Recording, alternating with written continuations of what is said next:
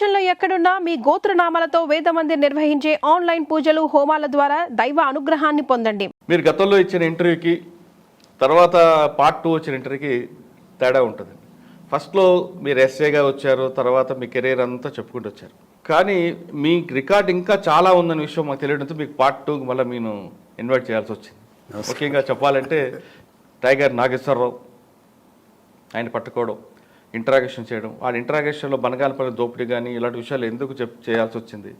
అసలు టైగర్ నాగేశ్వరరావు అనే వ్యక్తి పాల్ అనే ఒక చోటపురంలో సంబంధించిన వ్యక్తి దగ్గర మోట్ల మోసే వ్యక్తి అంత స్థాయికి ఏ విధంగా ఎదిగాడు, వాళ్ళు ఏ విధంగా నేరాలు చేస్తారు, టైగర్ నాగేశ్వరరావు నేరాల బాట ఏ విధంగా పట్టాడు, నేరాలు ఏ విధంగా ఉంటుంది, అంటే మోడ్ ఆఫ్ ఆపరెంట్ ఎలాగ ఉంటుంది, ఆయన అరెస్ట్ చేసినప్పుడు ఆయన చెప్పిన నిజాలేంటి అనే అంశాలతో పాటు చాలా ఇంపార్టెంట్ విషయాలు, పోలీస్ స్టేషన్కి తాళం వేయడం, జీప్ని సీజ్ చేయడం, మీ ఆఫీసర్లు ఎందుకు పోలీస్ స్టేషన్కి తాళం వేయాల్సి వచ్చింది అనే విషయంతో పాటు అప్పట్లో ప్రకాశం జిల్లా గుంటూరులో ఉన్న డిఎస్పి ఒక మంచి ఆఫీసర్ ఉండేవారు, ఆ ఆఫీసర్ ఎవరు అనే అంశాలు చెప్పే ముందుగా మనం టైగర్ నాగేశ్వరరావు దగ్గరకు వద్దాం.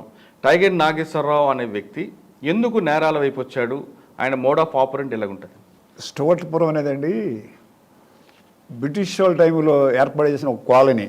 స్టోర్ట్ అనే బ్రిటిషర్ ఈ కరుడుగొట్టిన నేరస్తులందరినీ రిఫార్మ్ చేయాలి, వీళ్ళందరూ ఒక చోట పెట్టాలి, వీళ్ళందరికి రోజు అటెండెన్స్ వేయించాలి, రాత్రిపూట గార్డ్ వేయాలి, వీళ్ళందరూ ఎడ్యుకేట్ చేయాలి అనే దాంతో ఈ స్టోర్పురంని ఏర్పాటు చేసి ఒక కాలనీ, ఆ కాలనీలో వీళ్ళందరినీ అక్కడికి షెల్టర్ ఇచ్చి ఇల్లు కట్టించి సాల్వేషన్ అని ఒకటి ఏర్పాటు చేశారు అక్కడ. అట్లాగే రైల్వే ట్రాక్ పక్కనే ఒక స్కూల్ పెట్టారు. గత 50 సంవత్సరాలు 70 100 సంవత్సరాల నుంచి కూడా ఆ కాలనీలో ఐఏఎస్ ఆఫీసర్లు ఉన్నారు, ఐపీఎస్ ఆఫీసర్లు ఉన్నారు. మా బ్యాచ్ పేరు విశ్వనాథ్ అని రిటైర్డ్ డిఎస్పీ ఉన్నాడు. అట్లాగే సెంట్రల్ గవర్నమెంట్ జాబ్స్ బాగా వస్తాయి, వీళ్ళకి బాగా చదువుకుంటారు అనే సరే సామాస దోషం అని ఒకటి ఉంటుంది కదా, దానివల్ల ఈ నేరాలు చేసిన వాళ్ళు బాగా బతుకుతున్నారు, మనకెందుకు ఈ చదువు అని కొంతకాలం చదివి నేరాలు చేసి మళ్ళీ రిఫార్మ్ అయ్యి స్కూల్కి వెళ్ళినా మళ్ళీ ఉద్యోగాలు తీసుకునే కూడా ఉన్నారు. అట్లా అంటే ఇప్పుడు ఆ చోటపురం కాలం నుంచి ఐపీఎస్లు ఐఏఎస్లు కూడా వచ్చారు, ఉన్నారు. చిత్తూరు కోటేశ్వరరావు గారు డీజీపీ చేశాడు ఆయన. వాళ్ళ దగ్గర ఐఏఎస్ ఐఆర్ఎస్లు బాగా చదువుకున్న ఉన్నారు అందులోనే. అట్లాగే నేరస్తులు ఉన్నారు. టైగర్ నాగేశ్వరరావు అంటే వాళ్ళు గజ్జల ప్రసాద్, అట్లాగే గజ్జల జానకిరాము, సౌటా ప్రసాద్, డాక్టర్ బాబు, ఇట్లా వల్లాగి సాగు, వల్లాగి పుట్టిగాడు, మేండగుత్తి నాగేశ్వరరావు, మేండగు చిట్టిగాడు, పాలు అనే వ్యక్తి పాలు, వీళ్ళు ఇట్లాంటి వాళ్ళు సుమారు ఒక 150 మంది ఉంటారు దొంగలు. అయితే వాళ్ళకి సిద్ధాంత ప్రకారం ఉంటారు. మనం ముందు సిద్ధాంత ప్రకారం ఉండాలి. సిద్ధాంత ప్రకారం ఉండే పోలీస్ ఆఫీసర్ వాళ్ళు ఏం చేయరు. విదిలిపల్లి పోలీస్ స్టేషన్లో చాలాసార్లు ఆ ఎస్ఐని వాళ్ళందరూ మ్యాండేట్ చేసి కొలీగ్స్ని తీసుకెళ్ళిపోయే రోజులు ఉంటాయి. అంటే బాగా యాక్టివ్గా ఉన్నాకుంటే పోలీస్ స్టేషన్లు పడుకోవాలి రాత్రిపూట. సాల్వేషన్ ఆర్మీ వాళ్ళు రోజు వాళ్ళకి అటెండెన్స్ చేస్తారు, అక్కడికి వచ్చి రిజిస్టర్లో సంతకం పెట్టాలి, వాళ్ళని చదువుకోవాలి. ఎవరు ఆబ్సెంట్ అయితే పలానా ఎందుకు ఆబ్సెంట్ అంటే పొద్దున్నే ఎంక్వైరీకి అని పిలుస్తారు. అంటే చాలా సిస్టమేటిక్గా ఉంటారు. సపోజు ఒక సిన్సియర్ ఆఫీసర్ ఉన్నాడు అనుకోండి, అతని మీద అడ్డం తిరగరు, ప్రాణాన్ని తెగించి పరిగెడతారు, కానీ ఆ రైలు కట్టుకునే రాళ్ళు రాళ్ళ మీద. అట్లా నేను 72లో నాకు ఫస్ట్ పోస్టింగ్ చేరాల. అప్పుడు నేను దోర్నాల్లో ట్రైనింగ్లో ఉండగా ఒక చెంచు అతను గాలి చేశాను. అప్పుడు చెక్కలగేడు గాలిగేడు అని హైవే డెకాట్ చేసేవాళ్ళు. దోర్నాల నుంచి ఇటు కర్నూలు జిల్లా వెళ్ళాలంటే, ఆత్మకూరు వెళ్ళాలంటే వీళ్ళు మొత్తం కొబ్బరికాయ లారీలు, బెల్లం లారీలు, పందర్ లారీలు కొట్టేసేవాళ్ళు. మా ఎస్ఐ గారు ఎల్లినట్టు రాసుకోమనేవాడు. నేను కుదరదండి వెళ్ళవలసిందని. అప్పుడు ఒకసారి బౌలర్ పెట్టారు. అప్పుడు మేము యాక్చువల్ నేను 2 కానిస్టేబుల్ లేచిపోవాలి, ముగ్గురును లక్కీగా సేవ్ అయ్యాము. ఆ చెక్కలగడనే చెంచు లీడర్ లేచిపోయాడు. అప్పుడు వామన్ రావు గారని డిఎస్పీ, అక్కడ ఆ రోజుల్లో ఏదో పిచ్చి రోజులు కాబట్టి మా మీద కేసులు పెట్టాల, వాళ్ళు క్లెయిమ్ చేయాల. ఓకే. అప్పుడు చీరాలకు మంచి నోటోరియస్ ప్లేస్గా ఉంది, దొంగతనాలు జరుగుతున్నాయి, ఇక్కడ బాగా మంచి ఎస్ఐని వేయాలి, ఎవరు ఎస్ఐనని అప్పుడు మనకు నరసింహన్ గారు మన గవర్నర్ చేశారు కదా, ఆయన ఒంగోలు ఎస్పీ గారు. అప్పుడు ఒక ఎస్ఐని చూడమంటే మా మార్కపుడు డిఎస్పీ గారు ఇక్కడ ఉన్నాడు సార్, మొన్న ఒకటి చెంచుడు కాల్చాడు, అందరూ కేసులు రాస్తామంటాడు, మొన్నే ఒక మినిస్టర్ కేసులు బస్సులు రాశాడు, ఆయన అయితే సూట్ అవుతాడంటే ఎస్పీ గారు పిలిపించారు. నేను చీరాల టౌన్ వేస్తున్నావే, ఇల్లు లా అండ్ ఆర్డర్ మెయింటైన్ చేయి, దొంగలు కంట్రోల్ చేయనాడు. అట్లాగే సార్, అయితే నేను ప్రొబేషన్ కదా, మరి Chirala town number 1 police station జిల్లాలది, నేను మరి మేనేజ్ చేయాలంటే నీకు ఒక అసిస్టెన్స్ ఇస్తాను, లక్ష్మీనారాయణ నాకు అసైన్ ఇచ్చారు. 72లో స్టార్ట్ చేశానండి నా సర్వీసు. ఓకే, అంటే ఛాలెంజ్గా ఆ 72 నుంచి ఒక 3 సంవత్సరాలు ఎక్కడ వెనక్కి చూడాల. ఆ 3 సంవత్సరాల్లో ఈ మీరు అన్నారే మధ్యలో ఈ మానవుడు తానుడు రిలీజ్ అయింది. శోభనబాబు డాక్టర్గా ఏం చేయలేడు, మీసాలు అవి పెట్టుకుని మారువేషం వేసుకుని మొహం రంగు రాసుకుని యాంటీ సోషల్ కంట్రోల్ చేస్తూ ఉండేవాడు. అవును, ఆ స్టైల్లో ఈ ఎస్ఐ ఎవడరా మన జగన్ లాగా ఉన్నాడు అనేది ఎవరో. దాంతో ఒక విషయం చెప్పమంటారా, ఎస్ఐని చూడటానికి 400 మంది వచ్చేవాళ్ళు గేడార్ సమ్మ సెంటర్కి. మా కానిస్టేబుల్ చెప్పాడు సాయంత్రం అప్పుడు, సార్ 400 మంది విలేజెస్ నుంచి వచ్చారు జగన్ ఎస్ఐని చూడడానికి, సార్ కనపడాలండి సార్ అని. వెళ్ళి అక్కడికి వెళ్ళి కనపడేవాడిని, ఆ జనం అందరూ వేసేవాడిని, మళ్ళీ స్టేషన్కి వెళ్ళిపోయేవాడిని. అట్లా ఇతను టైగర్ నాగేశ్వరరావు ఉన్నాడు కదా, 7 అన్నదమ్ములు, గరికా ప్రసాద్, గరికా ప్రభాకర్ రావు, టైగర్ గరికా నాగేశ్వరరావు.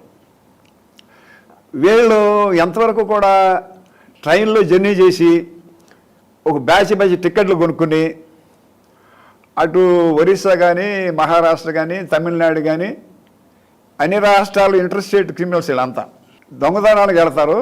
సామాన్యంగా ఒకసారి వీలు పడిపోతే ఏదో కుక్క మన పిల్లు ఏదో అడ్డం వచ్చింది అనుకోండి, సెంటిమెంట్గా రోజు దొంగతనానికి వెళ్ళరు. పిల్లి అడ్డం వచ్చిందిరా లేదా ఇంకొక అడ్డం వచ్చిందిరా అని మానేస్తారు. కోడిని కోసి వెళ్తారు, నిజమేనండి? ఇదండి కోడిని కోసి వెళ్తారట.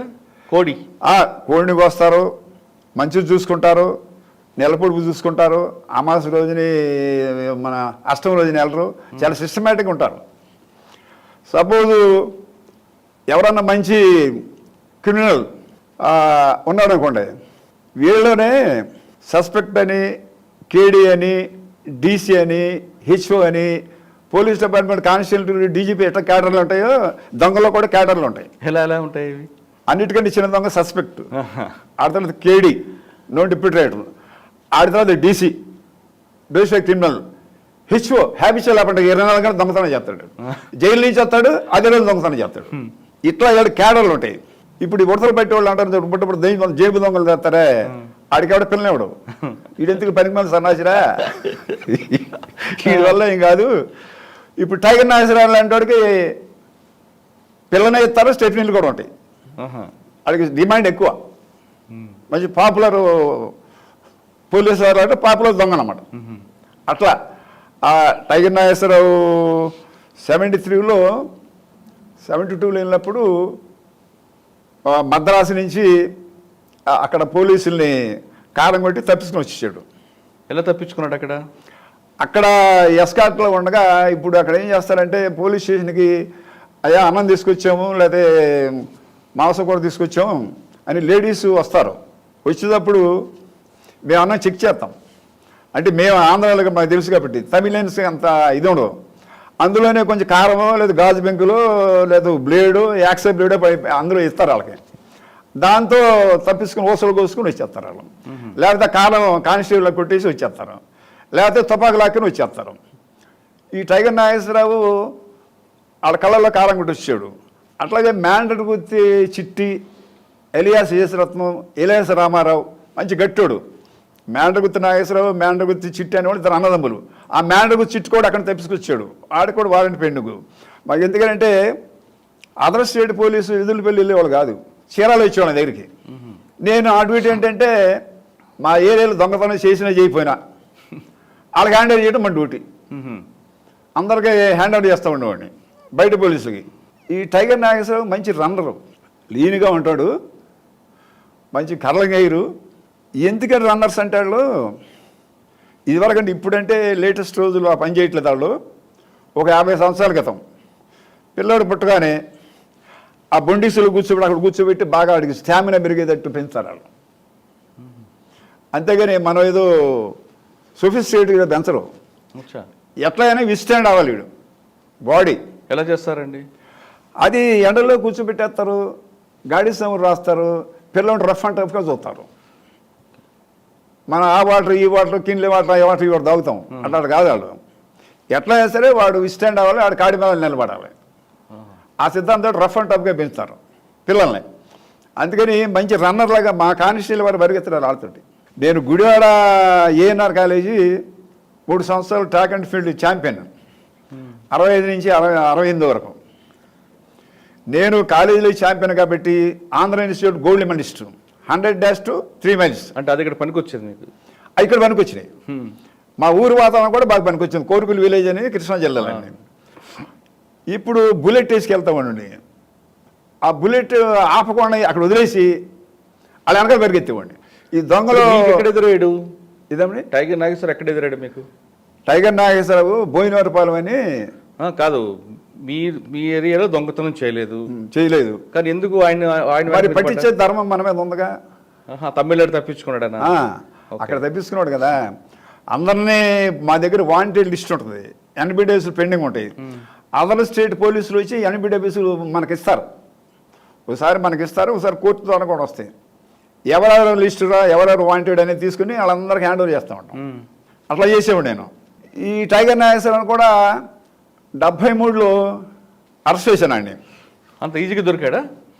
5 కిలోమీటర్ల వరకు ఎత్తి పట్టుకున్నాడు. వాళ్ళు అనేవాళ్ళు, మా సిఐ రామారావు గారు ఉండేవాడు, జి రామారావు అని. సార్ సిఐ గారు మీ ఎస్ఐ ఆపండి, మీ ఎస్ఐ ఆపండి అనేవాడు. నేను ఆగేవాడిని కాదు. నా వెనకాల కానిస్టేబుల్ పెరిగెత్తేవాళ్ళు. ఒకసారి 2 సార్లు ఈ స్టోటపురానికను కారంజెట్టి మధ్యలో పెద్ద కాలం ఉంటుంది, అందులో ఆ పక్క బకింగ్హామ్ కెనాల్ నుంచి 2 మునిగి చచ్చిపోయారు ఈదలేక. అయితే బోయినవరిపాలెం కానీ దేవునవతలు కానీ కీర్తివరిపాలెం బుర్రవారిపాలెం వీళ్ళందరూ కదా, వీళ్ళందరూ కూడా బాగా సపోర్ట్ చేసేవాడు పోలీస్కి. అందరు సపోర్ట్ చేసేవాడు బాగా. ఎందుకని వాళ్ళు అక్కడ షెల్టర్ పెట్టుకుని కొంతమంది మిస్బిహేవ్ ఉంటుంది కొంతమందికి, అందరూ ఒక రకంగా ఉంటారు కదా. అందుకని వాళ్ళ షెల్టర్ కోసం అక్కడ కూడా దొంగతనాలు చేసేవాళ్ళు. చీరాల మట్టుకు చేసేవాళ్ళు కాదు. ఇది మనకి జడిసి. ఒకసారి నా మీద పోటీ ఇక్కడ అందరం పట్టిస్తారని చెప్పి 3 షాపులు లూటీ చేశారు. ఆ బంగారు పంచుకోకుండా మల్లెలు కోటేశ్వరమైన మనసు మళ్ళీ ముద్దాయిల్ని బంగారు మొత్తం చెప్పాడు. మళ్ళీ మీకు దొంగతనం చేయట్లేదు కానీ మా డ్యూటీ మరి అందరు పోలీసులు పట్టించాలి కదా మేము. ఒకసారి ఇట్లా కదా అని చెప్పి థామస్ గారు అంటే 73లో టైగర్ నాగేశ్వరరావు మీకు దొరికాడండి. దొరికిన తర్వాత మీరు ఇంటరాగేట్ చేసి వాడి రిమాండ్ పంపించాము. మద్రాసు పోలీసులు పీటీ వారెంట్ మీద తీసుకున్నారండి. అచ్చా, మీరు ఇంటరాగేషన్ 3rd డిగ్రీ ఎలా చేస్తారండి? 3rd డిగ్రీ అంటే ముందు కొంతమంది మామూలుగా చెప్పేవాళ్ళు ఉంటారు, కొంతమంది కొట్టినా విస్టాండ్ అయ్యేవాళ్ళు ఉంటారు. అప్పుడు సపోజ్ లుంగి కట్టుకున్న దొంగలు అనుకోండి, వాడికి ప్యాంట్ వేసేవాళ్ళం. ప్యాంట్ వేసి లోపల నుంచి ఒక తొండ వదిలిపెట్టేవాళ్ళం. అది పీకుతూ ఉండేది లోపల. అయ్యా అయ్యా అయ్యా అయ్యా అని గంతులేస్తూ ఉండేవాడు. అది కొరుకుతూ ఉండదు లోపల. వల్లాగి పొట్టిగాడని, వల్లాగి జయరావు వల్లాగి బాబా నాన్న వల్లాగి పొట్టిగాడు, మంచి విస్టాండ్ అవుతాడు, మంచి హైట్ గీటు ఉంటాడు, పంచి కట్టుకుని ఉంటాడు. ఆ వల్లాగి పట్టి కూడా ఎంతైనా చెప్పటల్లా, ఇట్లా కాదురా వీడికి ప్యాంట్ వేయండి అని చెప్పి ప్యాంట్ వేసి లోపల తొండని పెట్టాం. ఇక ఏం చేస్తాడు లోపల కొరుకుతూ ఉంటే అట్లా ఒకడు పలావ పెడితే చెప్తాడు. సార్ టైగర్ నాగేశ్వరరావు ఎలా చేశారు మీరు? టైగర్ నాగేశ్వరరావు అండి ఆయనకు తొండేశారా? చెప్తాడు మామూలుగా చేయలా. కొంతమంది ఏం చేస్తారండి, నేను చెప్తాను రాసుకోండి సార్ అంటాను. నేను చెప్తాను రాసుకోండి, పోలీసులు దొరికారు అనవసరం దెబ్బలు ఉంటుంది దీనికి చెప్పేద్దానే మెంటాలిటీ. ఇతను కూడా కుట్టేదాకా తెచ్చుకునేవాడు కాదు, చెప్పేవాడు పలానా చేసాడు, పలానా చేసావని. వీళ్ళు యాక్చువల్గా ఇతను పోలీసులు ఎందుకు చంపవలసి వస్తుందంటే ఒక అన్లైస్డ్ రివాల్వర్ కొనుక్కున్నాడు. అంతకుముందు మ్యాండకు చిట్టాననే. సార్ ఇప్పుడు టైగర్ నాగేశ్వర ఎన్కౌంటర్కి ముందు అంటే మోడ్ ఆఫ్ ఆపరెంట్ ఎలా ఉంటుందండి?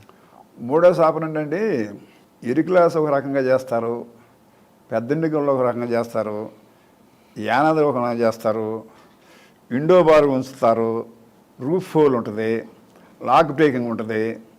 అట్లా మా దగ్గర మోడస్ ఆపరేట్ ఇండెక్స్ ఉంటుంది పోలీస్ స్టేషన్లో. అందులో వీళ్ళందరూ మోడస్, ఒకడేమో అన్నాలు తిని వెళ్తారు, ఒకడేమో అక్కడే లెట్రిన్ కూర్చుని వెళ్తారు, ఒకవాళ్ళు బాగా తినేసి అక్కడే పడుకునే వాళ్ళు ఉంటారు. ఇవన్నీ వెళ్ళగానే మేము సీన్ చూస్తాం. అక్కడ పెంగిడి ప్రింట్స్ ఉన్నాయనుకోండి, డెవలప్ చేస్తాం. లేకపోతే ఈ రకమైన నేరాలు ఈ రకంగా ఉపసంహరించాలంటే ఎవడు, అట్లా పై రూఫ్ కప్పు తీసుకురావాలంటే ఎవడు, విండో బోర్ రించి తీసేయాలంటే ఎవడు. ఇవన్నీ మోడల్ సాంబ్రెంట్ ప్రకారం, లూజ్ లిఫ్ ఇండెక్స్ ప్రకారం, నేమ్ ఇండెక్స్ ప్రకారం ఎవడు జైల్లో ఉన్నాడు, ఎవడు బయట ఉన్నాడు, ఎవడు చేసి ఉంటాడు ఇది. అట్లా దాంతోపాటు ఇన్ఫార్మేషన్ సిస్టమ్ ఉంటుందండి. మా జీతాలు కూడా ఆల్మోస్ట్ ఆల్ ఇన్ఫార్మేషన్స్గా ఖర్చు పెట్టేస్తాం. ఎస్పీ గారు కూడా ఎస్ఆర్ అమౌంట్ అని డబ్బులు ఇస్తారు. మెయిన్ ఇన్ఫర్మేషన్ సిస్టమ్ మీద ఎక్కువ యాక్ట్ చేస్తాం. అట్లా ఆ మోడల్స్ని బట్టి మాకు సీనియర్ కానిస్టేబుల్ కొంతమంది ఉంటారు, వాడు చెప్పేస్తారు, ఆవిడ మొన్న జైలు నుంచి వచ్చాడు సార్, వాడు చేసి ఉంటాడు ఇది. కొంతమంది ఆ బంగారం మీద వెళ్తా కానీ పక్కన డబ్బులు కట్టాలన్నా కనపడేవాడికి. టీవీలో ఎత్తిపోయి దొంగలు, ఆ టీవీ ఎత్తుకెళ్తాడు, పక్కన ముట్టుకోడు, టీవీ మీద బంగారం గాజులు ఉన్నా. ఎందుకు? ఆ మైండ్ అంతా అటు అలవాటు ఎప్పుడైపోతాడు. అచ్చా. ఒకవాడు మిక్స్డ్ అమ్మ ఉంటుంది, మిక్స్డ్ అమ్మ. ఆ మిక్స్డ్ అమ్మవాడు అన్నీ పట్టుకెళ్తాడు. ఆడు ఇది చేసి అది చేసి లేదు, దొరికిందల్లా పట్టుకెళ్తాడు అన్ని మూట కట్టుకుని. అట్లా ఏళ్ళనే ఈ టైగర్ నాగేశ్వరరావు అండి మెయిన్ బ్యాంకులు కొట్టడం అని కొంచెం ఛాలెంజెస్ అఫెన్సెస్ చెప్తామండి. వాడు చిన్న చేయడు, ఛాలెంజెస్ అఫెన్స్ చేసి ఆ డబ్బుల్ని దాచుకునేవాడు కాదు. ఈ మనం కొంతమంది విలేజ్లో షాకర్లు ఉండదు చూడండి, పెళ్ళిళ్ళకి లేదా మంగళసూత్రం తెచ్చుకుని డబ్బులు పెంచేవాళ్ళు. అటువంటి మెంటాలిటీ. నేను కూడా పాపులర్ అవ్వాలి, నేను కూడా డబ్బులు ఖర్చు పెట్టాలి, నేను కూడా అతనికి ఆ మైండ్ ఉండేది. మేము ఈటీలు అంతే ఈటీలో నేను చెప్పేవాళ్ళు కదా, మాకు ఇన్ఫర్మేషన్ ఇచ్చేవాళ్ళు కాదు. అట్లా పబ్లిక్ రిలేషన్తో దొరికేవాడు కాదు, మంచి రన్నరు. ఓకే. ఇప్పుడు ఆయన చేసిన నేరాల్లో అంటే బ్యాంక్ దోపిడీ ఉందా, లేదా గుళ్ళు దోచుకుని ఉందా, ఏమున్నాయి మీకు బాగా గుర్తున్నది? మెయిన్ అండి రూఫ్ హోల్ ఉంటుంది, రూఫ్ హోల్తో వెళ్ళేవాడు, లాక్ బ్రేకింగ్ చేసేవాడు ఎక్కువ. ఓకే. బ్యాంక్ డకాయిట్లు ఉన్నాయి. ఓకే. బ్యాంక్ డకాయిట్ ఏది ఉందండి? బనగానపల్లి ఉందా? బనగానపల్లి కేసు. ఎలా చేశారండి? బనగానపల్లి ఇతను, వీళ్ళ అన్నయ్య ప్రభాకరు, ఇంకా ఈ గజ్జిల ప్రసాద్, చవట ప్రసాద్, ఈ బ్యాచ్ మొత్తం ఒక 8 మంది వెళ్ళి పోలీస్ స్టేషన్ దగ్గరలోనే ఉంటుంది ఆ బ్యాంక్.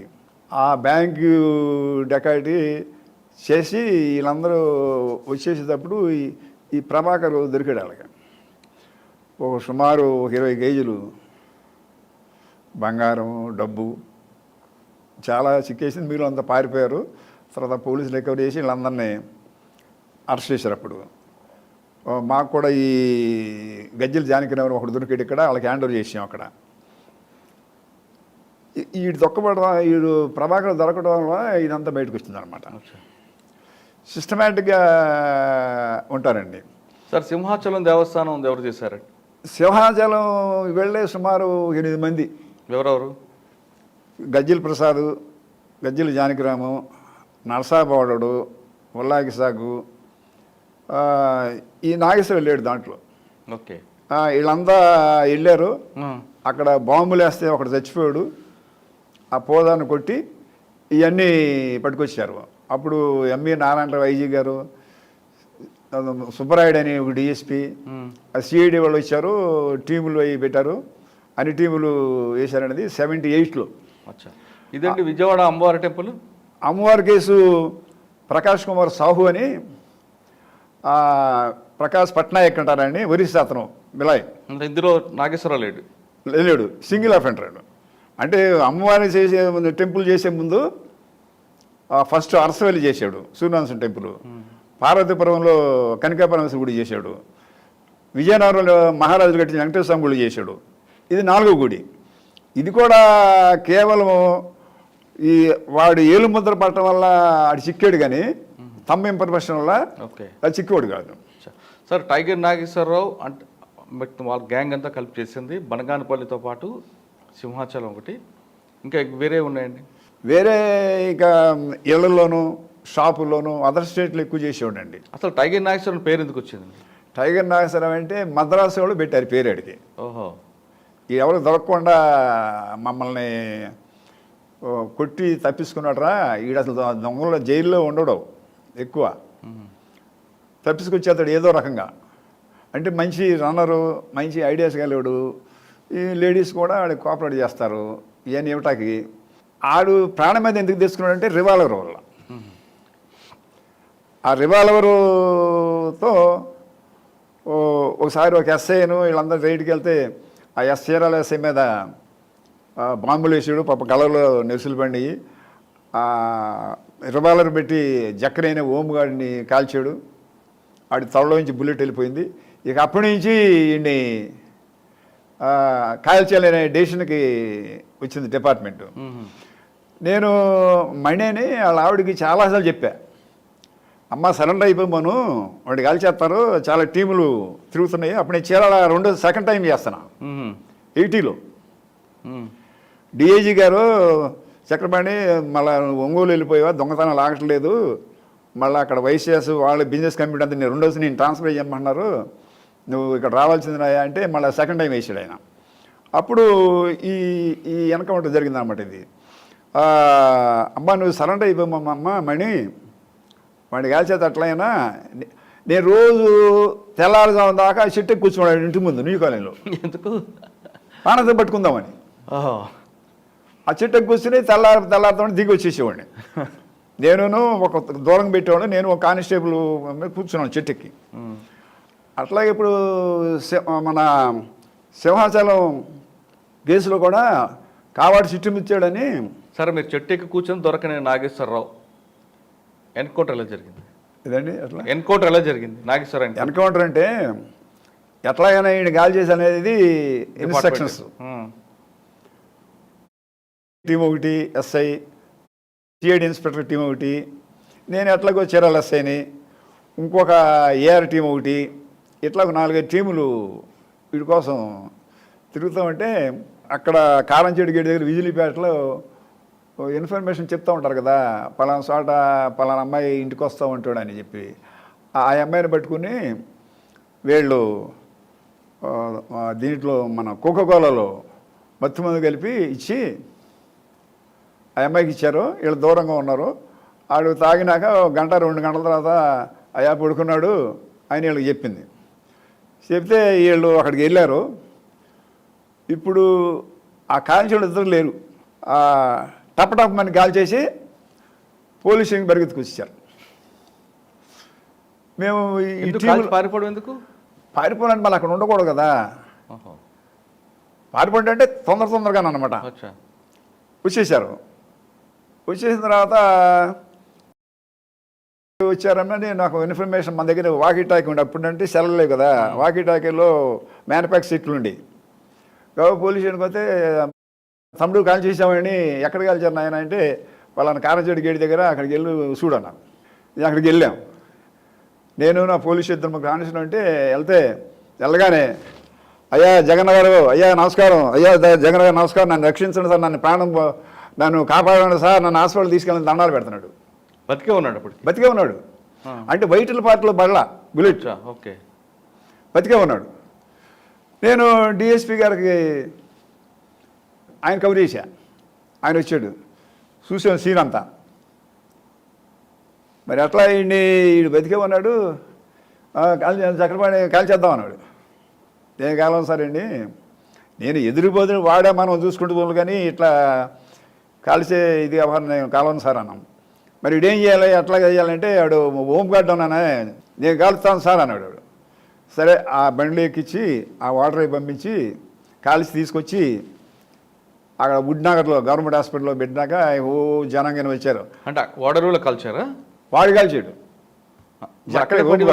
వాటర్ ఇద్దరు తీసుకెళ్ళాం. ఇక్కడ కలిస్తే టమాటమ్మని తెల్లారిపోతుంది, అంత వినపడదుగా. పోలీసులు ఇక్కడ కాల్చారంటారు కదా, అక్కడికి వెళ్ళి వాళ్ళని పంపించి కాల్పించి తీసుకొచ్చి హాస్పిటల్ పెట్టినాక వాళ్ళ పిల్లము, నేను నా యూనిఫారం అంతా ఇసిగిపోసేసింది నా మీద మణి. నా మొగుడు పట్టణం పెట్టుకున్నాను, నా మొగుడు పట్టణం పెట్టుకున్నారని. ఎవడు పెట్టుకున్నాడు అమ్మా, నేను పెట్టుకున్నానా? నీ సరణ అయిపోమని చెప్పాను, వినలేదు. ఎవరు పట్టుకున్నావు కదా ఏంటి? నేను కాల్చుకుంటే ఎప్పుడో కాల్చేవాడిని. ఈ మధ్యన మీరు టైగర్ నాగేశ్వరరావు వాళ్ళ అన్న ప్రభాకర్ ఇంటర్వ్యూ నేను మొన్న 3 రోజుల క్రితం చూసా. వాళ్ళకి ఒక ఇంటర్వ్యూ ఇచ్చాడు అతను. దాంట్లో వీళ్ళిద్దరి గురించి చెప్పాడు. ఇట్లా మంది చెప్పి 2-3 సార్లు నా గురించి కూడా మాట్లాడాడు ఆ ఇంటర్వ్యూలో. ఏమంటాడంటే, ఈ జగన్నాథయ్య గారు ఇప్పుడు లాయర్గా ప్రాక్టీస్ చేస్తున్నాడు, గుంటూరులో ఉంటున్నాడు.